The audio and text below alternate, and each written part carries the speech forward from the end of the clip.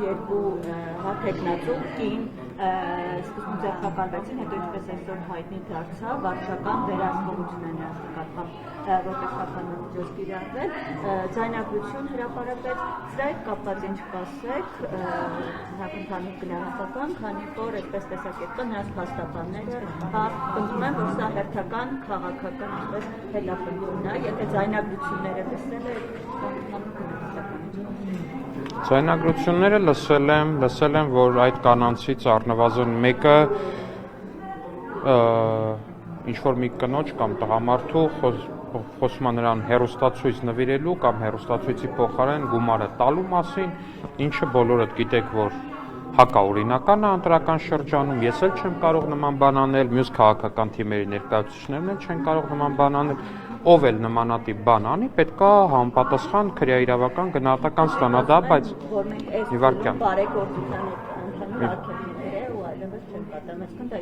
բայց ձայնագրությունը ինչի մասին էր։ Բայց կներեք, այդ կնոջը հեռուստացույց տալու կամ հեռուստացույցի տեղը փողը տալու ձայնագրությունը ինչի մասին է, դա այդ ինչա, բայց ավարտեմ կներեք, պարոն Կիրակոսյան,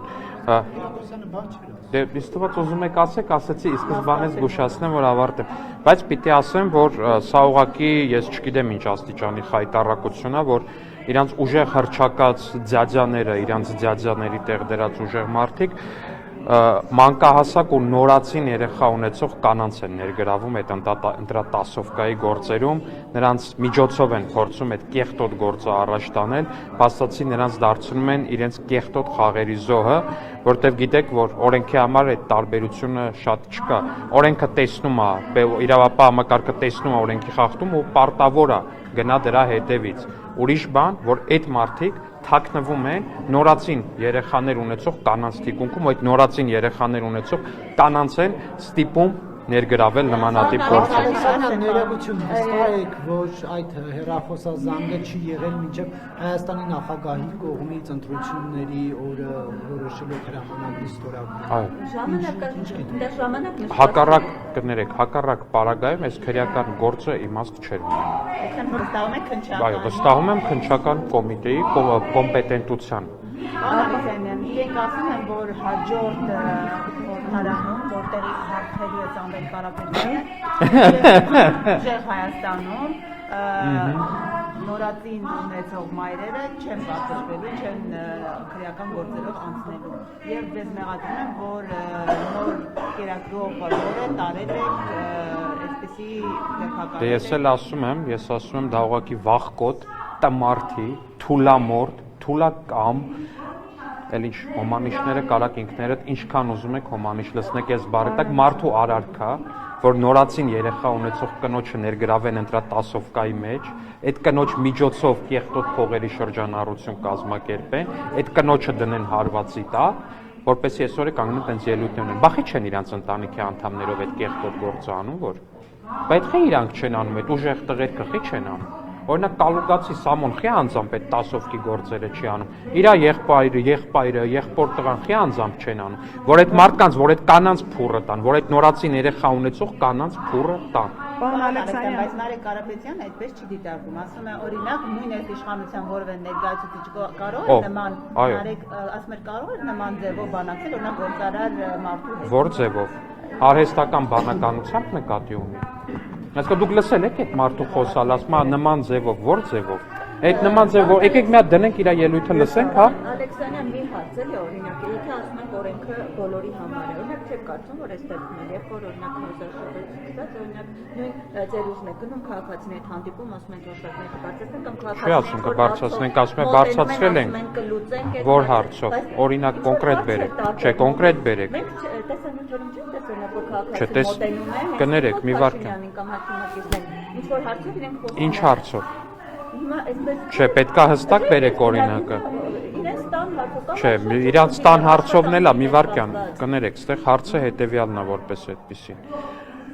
Կա հստակ օրենսդրական կարգավորում։ Այդ օրենսդրական կարգավորումը եւ առհասարակ այս թեմատիկան այնքան հստակ է, որ այստեղ չգիտեմ ինչի մասն է, էլի խոսքը։ Հիմա օրինակ գնում ենք, այո, մարդկա ասում է մեր գյուղում դպրոց չկա։ Մենք տեսնում ենք, որ օրինակ մեր կառավարության ծրագրով նախատեսվում է այդ գյուղում կառուցել դպրոց ու մենք այո ասում ենք կլուծենք այդ հարցը։ Այստեղ խնդիր չկա։ Հիմա իրանք էլ հազար ու մի բան են խոստանում, որտեղ քաղաքական ուժերը նախընտրական ծրագիր են ներկայացնում ու դա նորմալ է։ Բայց ուրիշ բանա որ դուք գաք ինձ ասեք, գիտեք ինչ, ես ուսման վարձի փող չունեմ, ես ասեմ կլուծենք այդ հարցը։ Այ դա արդեն նախընտրական բարեգործության խոստում է, որ օրենքով արգելված է, ինձ դրա համար պետքա դատեն, եթե ես նմանատիպ արտահայտություն անեմ։ Պարոն Ալեքսանյան, Իշխան Սաղաթելյանը հայտարարել է եւ կոչով դիմել է ընդդիմադիր մյուս բոլոր գործընկերներին անկախ բոլոր դիրքորոշումներից հանրահավաքի մասնակցել։ Ըստ ձեզ այս հանրահավաքը ինչ ասելիք ունի, ինչեր են այդ։ Դե հանրահավաքը չգիտեմ, բայց դե բոլորը միասին են, էլի ընդհանուր ընդդիմադիր գործիչներին, եթե դիտարկենք որպես վիրավորանքի դաշտում չեմ ասում, էլի ոնց որ sense խաղաքարտերի կարտերի նման հիմա sense բաժանել են, անիմաստ ցրել են տարբեր թիմերի, առանց նայելու ով է հետևը, ոնց է հետևը։ Օրինակ տեսել եք Քոչարյանի խմբակցության ներկայիս պատգամավոր Էլինար Վարդանյանը հայտնվել է Գագիկ Ծառուկյանի ցուցակում, ու Ծառուկյանն էլ հայտարարում է, որ իրենք չեն քվեարկելու Քոչարյանի օգտին։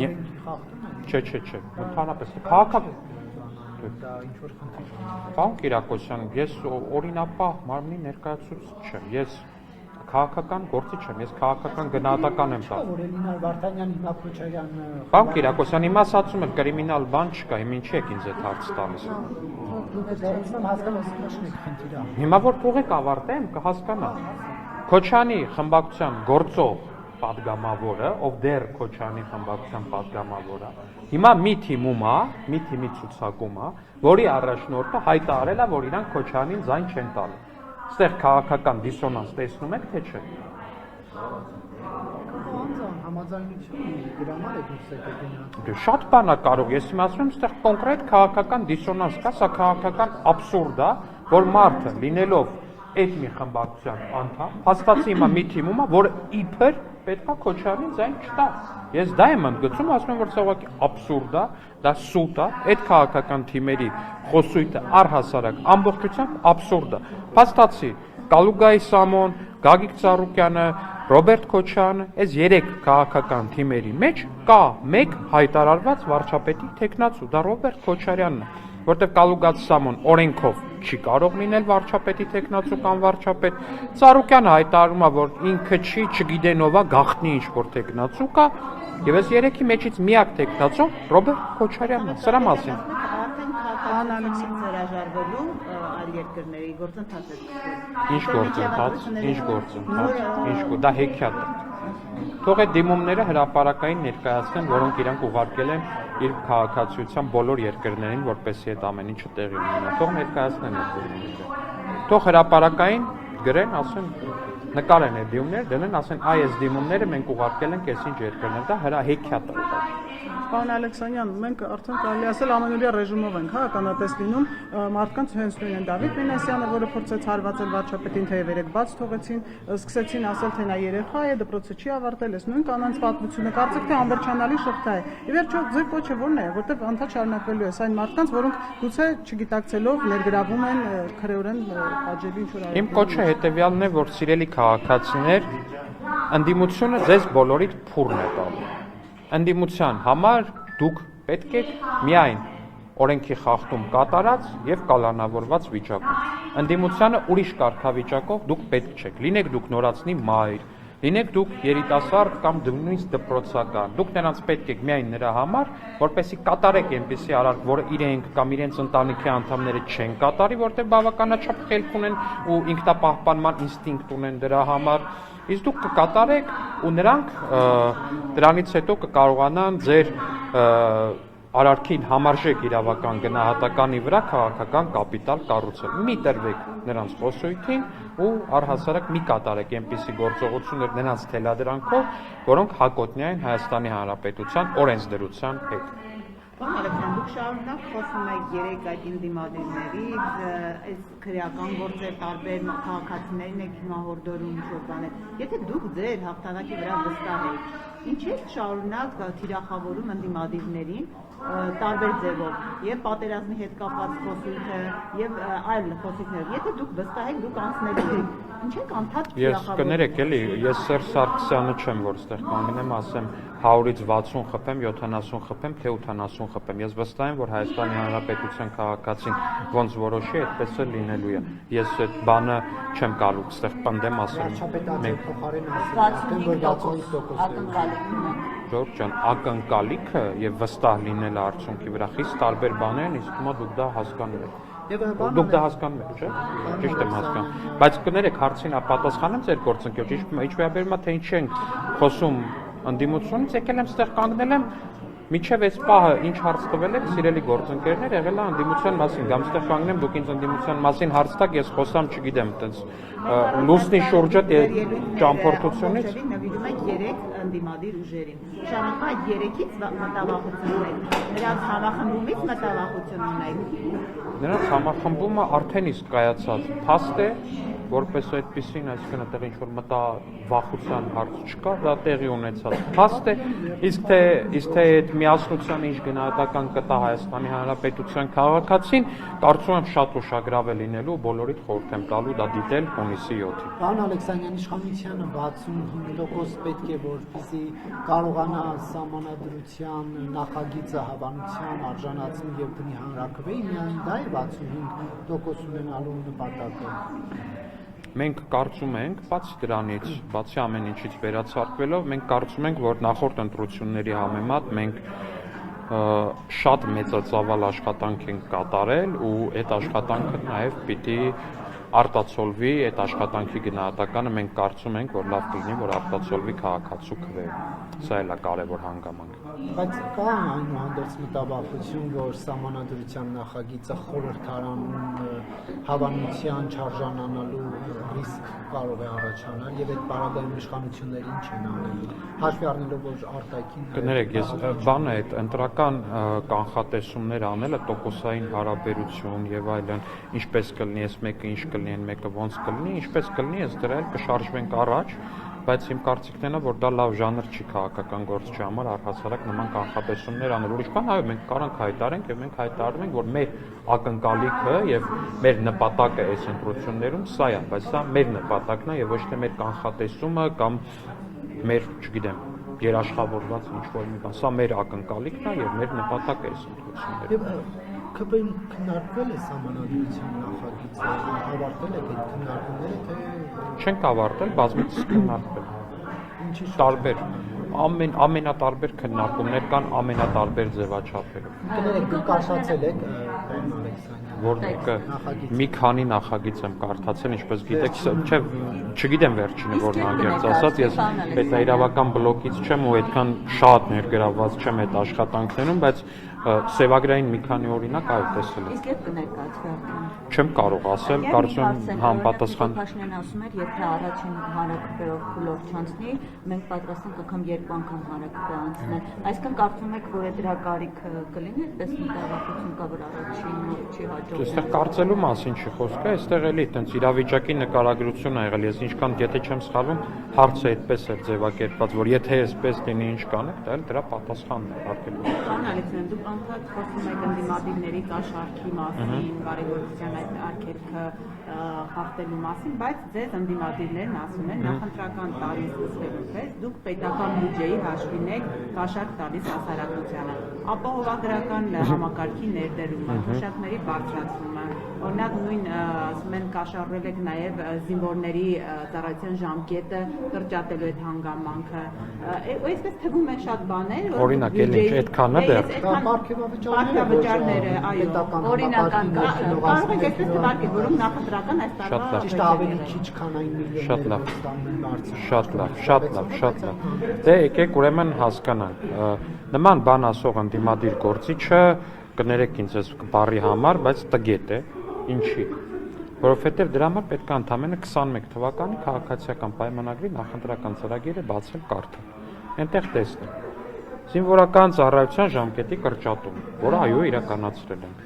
Կարդալ հաջորդ տողով թոշակների բարձրացում եւ հասցնում նվազագույն սպառողական զամբյուղին նվազագույն կենսաթոշակը։ Հետո կարդալ առողջապահության պարտադիր ապահովագրություն։ Միայն նախընտրական տարում եւ ընդամենը 2-3 ամիս առաջ։ Ժողովուրդ ջան, Հայաստանի Հանրապետությունում բացի մեզնից եղել է 3 տարբեր քաղաքական մեծամասնություն։ Այդ 3 տարբեր նման բան չի ասվել, պարոն Կիրակոսյան, դա կեղտոտ մանիպուլյացիա է, կոնտեքստից կտրած, հակապցրեք անպայման ուրեմն վարչապետի խոսքը ամբողջությամբ կթողնեք, որտեղ հստակ երևում է, որ վարչապետը ասում է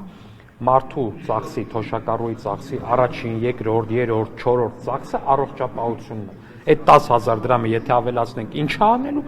տանելու է ծախսի իր առողջապահության վրա։ Այդ կտորը եթե ամբողջությամբ թողնելու եք նկատենք, որ տենց է ասվել, այո, ասվել է։ Ու այդ ընդհանրապես հակասություն չեմ տեսնում։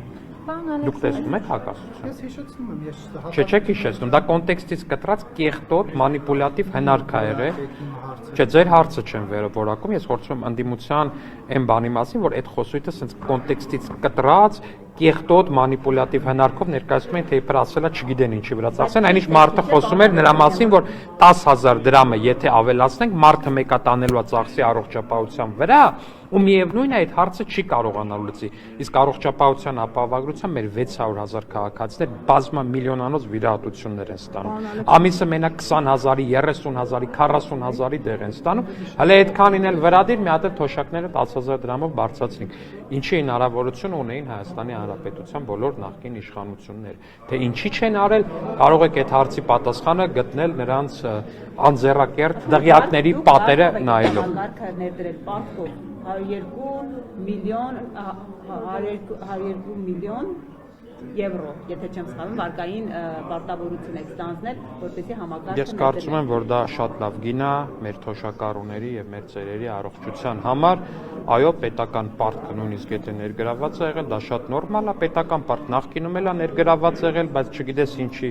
ոչ մեկ դրանից ոչինչ չի տեսել, իսկ հիմա պետական պարտքը երբ որ ներգրավում է, մարդիկ տեսնում են, որ իրենց տատիկները, պապիկները, իրենց ծնողները անվճար բուժում են ստանում։ Մեր ծերերի առողջությունն էլ, եթե ձեզ գումարի գինն է հետաքրքիր, մեր համար անգին է։ Պարոն Ալեքսանյան, ինչպես նշեցիք, ընդդիմության վարչապետի թեկնածու Ռոբերտ Քոչարյանն է լինելու, այդ դեպքում իրենք ինչու են խուսափում, այդպես բարձ խոսել դրա մասին, մտածում են, որ գուցե ժողովուրդը այսպես հիասթափվի ձայն Դե որովհետև Քոչարյանի խմբակցության պատգամավորները այդ մասին պարբերաբար հարցազրույցներ են տալիս։ Վերջերս կարծեմ պարոն Արտուր Խաչատրյանն էր, որ փաստացի ասեց հետևյալ, դե միջև ընտրությունը պարզ է, տենց պետք է ասեն, այ հետո կխոսանք։ Պարոն Ալեքսանդր, գիտեք, դուք որ ասում եք Քոչարյանի պատգամավորը Ծառուկյանի ցուցակում է։ Նորմալ է, որ օրինակ Լուսավոր Հայաստանից պարոն Կոնջորյանը եկավ, Այո։ Պապոյանը վերագրում էին հանրապետական լինելը, ձեզ հայտնի է, որ ձեզ վերագրում էին ՎՀԿ։ Դե, հա, դա սոտերի այն բազմաթիվ շարքն է, որ բարբերաբար ինձ հետ փորձում են կապեն հենց որ հատկապես ճարահատ վիճակում են հայտնվում ընդդիմադիր գործիչներ, օրինակ չգիտեմ, ինչ որ ստացվում է մի դրվագ, որ հետո գալիս են բանավեճի, ջախջախվում են ակնհայտորեն, հետո սկսում են այս սուտը նորից տիրաժավորել, բայց նորմալ է մի քաղաքական թիմի հետ քաղաքական համագործակցությունը դադարեցնել օրինակ, մյուսի հետ քաղաքական համագործակցություն սկսելը, հատկապես եթե այստեղ ինչ-որ տենց բան չկա էլ, նույն բևեռի ուժերի մասին է ենթադրենք խոսքը, եթե սրա մասին է խոսքը, բայց երբ որ գործող, հիմա ոնց որ պատկերացնում եք, հիմա ոնց որ մեր խմբակցությունից ինչ-որ մեկը գնա մտնի առանց խմբակցությունից դուրս գալու, գնա մտնի ինչ-որ մի այլ ցուցակ, ու այդ ցուցակը հայտարարի, որ իրանք Նիկոլ Փաշինյանին ձայն չեն տալու։ Դա աբսուրդ չի հնչի ձեզ համար, ինձ թվում է աբսուրդ կա հնչի, ու բոլորը խմբակցության անդամ է։ Բայց խմբակցության անդամ է։ Հիմա մեր խմբակցությունում այս պահին անկուսակցական Անդրանիկ Քոչարյանը օրինակ մեր խմբակցությունից անկուսակցական պատգամավոր։ Հիմա որ խմբակցության անդամ լինելով գնա ուրիշ ցուցակ ու նման բան հայտարարի, դա նորմալ կլինի։ Եվ պարոն Ալեքսանյան ամփոփելով վստահ ձեզ էլ հասած կդեմ բնակիչների մտահոգություններ, որ ինչ որ մարդիկ տարածում են, որ ընտրություններից հետո թոշակները նորից այդ ինչ որ ավելացել է հետ են տանելու, առողջապահության ապահովագրությունն են անելու, սոցիալական ծրագրեր են կրճատելու։ Դե ինձ թվում է դա անդիմության նախընտրական ծրագիրն է, որը չգիտես ինչի արդյունքում արտահոսք են տվել իրանք, այո, սիրելի քաղաքացիներ, ես վստահ եմ ուղղակի, որ եթե անդիմությունը ընտրվի, անդիմությունը եթե մեծամասնություն կազմի եւ թոշակներն են իջնելու եւ առողջապահության ապահովագրությունն է վերանալու եւ պատերազմա սկսելու Հայաստանի Հանրապետություն։ Ինչի եմ սրանով վստահ, որովհետեւ կներեք, բայց այդ մարդկանց կոռուպցիոն ախորժակը այլ բանով պահել չի լինի։ Այսքանը Պարոն Ալեքսանյան, Նիկոլ Փաշինյանը մի քանի օր առաջ նախաճաշում էր Հայաստանի խոշոր գործարանների հետ։ Հետաքրքիր զուգադիպությամբ 8 տարի առաջ նույն այդ օրը հրապարակվել էր մի սկանդալային աղմուկահարույց ձայնագրություն, որտեղ հանրապետական Արտակ Սարգսյանին պատկանող ՍԱՍ գրուպի աշխատակիցներին եւ այլ բիզնեսի աշխատակիցներին ստիպում էին ծանոթ բարեկամ ընկերներով, հարևաններով գնալ եւ Արտակ Սարգսյանին ընտրել։ Այդ դեպքով Արտակ Սարգսյանը որևէ պատասխանատվության չի ենթարկվեց եւ հիմա մենք տեսնում ենք, որ Նիկոլ Փաշինյանի չենթարկվեց, ես եթե չեմ սխալվում, դե ինչի հիմքով կարճվա ես չեմ հիշում։ Քաղաքական բաղադրիչ են պատասխանում։ Ահա, օքեյ։ Եվ մենք հիմա տեսնում ենք, որ Նիկոլ Փաշինյանի կողմից տարբեր մեղադրանքների արժանացած մարդիկ, օրինակ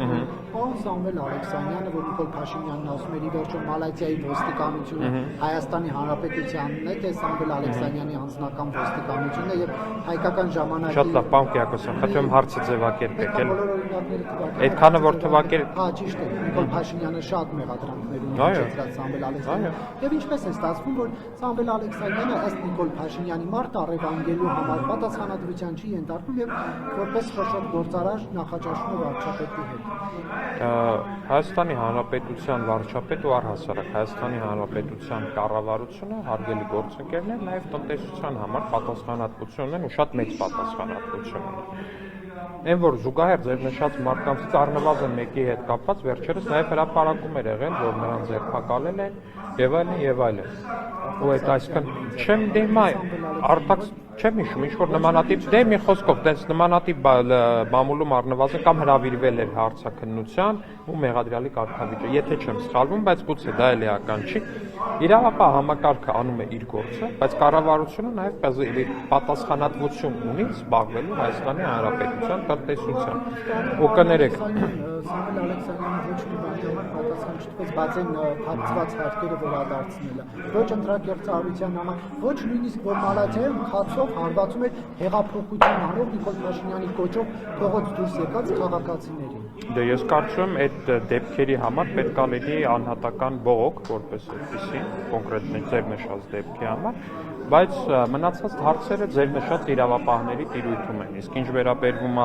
բուն կառավարության գործունեությանը, հազար ներողություն, բայց մենք չենք կարող գնանք ու լուսնից նոր տնտեսություն բերել Հայաստանի Հանրապետության համար։ Հայաստանի Հանրապետությունում կա գործարարների կոնկրետ շերտ։ Ու ես օրինակ գիտեք, ես վերջերս ինչ որ տենց նաև դիլեմայի առաջ էինք, թե ընկերներով խոսում էինք, թե որ մարզասրահը արժի գնալ։ Ու ինչ որ բայ որ դե այս մեկը այս մեկինն է, այս մեկը այս մեկինն է, այս մեկը այս մեկինն է, այս մեկն է այս մեկինն է, որը գնանք վերջի վերջո։ Ու դա սպառվեց, որ եթե այս սկզբունքով առաջնորդվենք, որ տնտեսական կոնկրետ այս մարդկանց պատկանող օբյեկտներից չենք օգտվելու կամ նրանց տնտեսական գործունեության հետ կապված փորձելու ենք առնչություն չունենալ, ուղղակի պետքա ոչ մի բան չանենք, որտեղ ստացվել է նենց, որ Հայաստանի Հանրապետությունը այո նախկին իշխանության ներկայացուցիչները փաստացի տնօրինում են Հայաստանի Հանրապետության բիզնեսի շատ մեծ մասը, բայց սրան զուգահեռ կա ապօրինի ձեռքբերված գույքի բռնագանձման մասին օրենքը, որը շատ պարոն Կիրակոսյան խնդրում եմ, որը շատ դանդաղ, շատ այսպես բանեղած, շատ բոլորի կողմից քննադատվելով, բայց դանդաղ, բայց վստահ քայլերով շարժվում է ու ցանկացած մեկը ով կարա որևէ առնչություն ունենա ապօրինի գույքի հետ, միանշանակ թե հիմա, թե նախկինում, թե հիմա եւ թե ապագա միանշանակ վերադարձնելու է իր կողմից թալանվածը։ Արտոնյալ գործարարներ Հայաստանում չկան։ Ծառայել են նախկին իշխանություններին, հիմա էլ ծառայում են գործող իշխանություն։ Խոսքը այդ մասին է, պարոն Ալեքսանյան։ Եվ դուք որպես իշխանություն Հարգելի Ռուզաննա, հազար ներողություն, մենք ծառայողների կարիք որպես այդպեսին չունենք։ Մենք ծառայողների կարիք որպես այդպեսին չունենք։ Սպասարկում են ձեր իշխանությունը։ Դե սպասարկողների կարիք էլ որպես այդպեսին չունենք, հարգելի Ռուզան։ Եթե ինչ-որ մեկը աջակցում է ինչ-որ քաղաքական ուժի, դա իր գործը։ Մենք Հայաստանի Հանրապետության բոլոր քաղաքացիներից ակնկալում ենք յուրաքանչյուրից, ակնկալում ենք միայն մեկ բան՝ իր ձայնը։ Ձեզնից էլ եմ ես ակնկալում ձեր ձայնը հունիսի 7-ին, հարգելի Ռուզաննա,